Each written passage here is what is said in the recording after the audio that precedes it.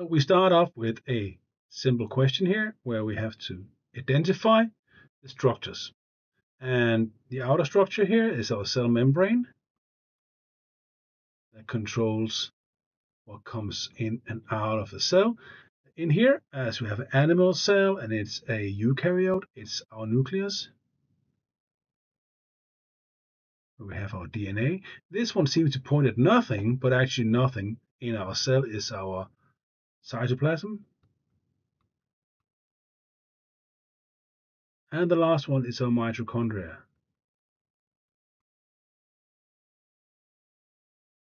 And our mitochondria, they create energy through respiration or aerobic.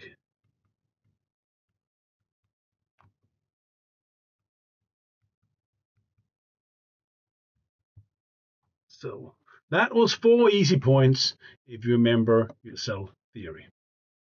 Now we ask to find 2 structures that we can find in plant cells we cannot find in our animal cell. And I would here always start with cell wall. And I would say the chloroplast. You could also mention large vacuole, but these here are very easy to identify. Here we are shown a macroalgae. This is actually kelp, I think, or could be another macroalgae. And we also identify the different structures here. We have the stripe here. This here.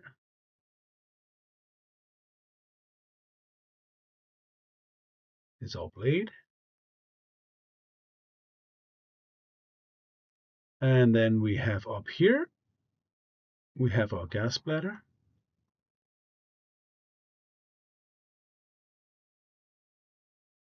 And down here we have our holdfast.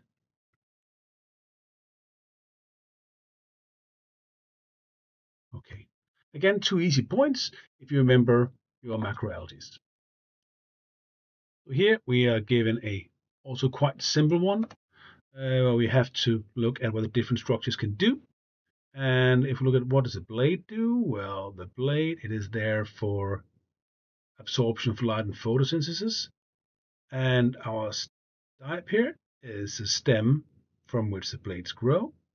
The holdfast is there to anchor the macroalgae to the substrate, and the gas bladder is there to keep the blades flowing. Again, 4 easy points here if you remember the structure of your macroalgae.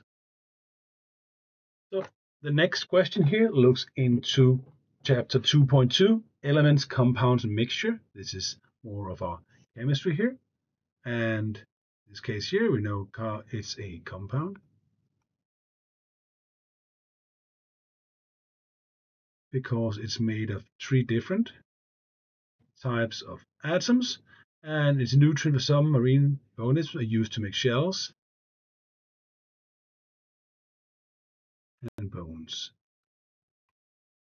So again, go over section 2.2 if you've forgotten any of this.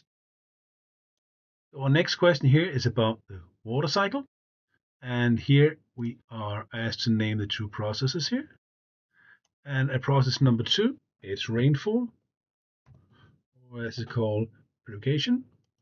And here if we look at our process here at section number 3 here,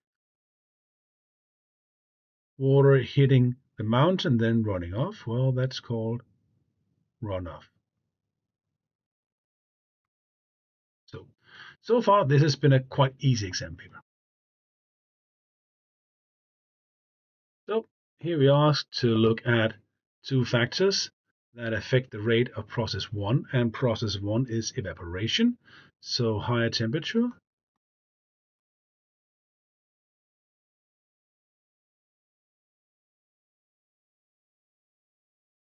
is more evaporation.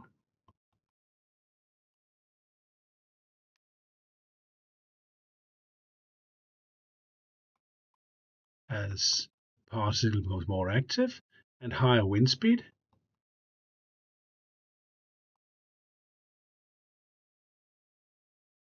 also gives more evaporation.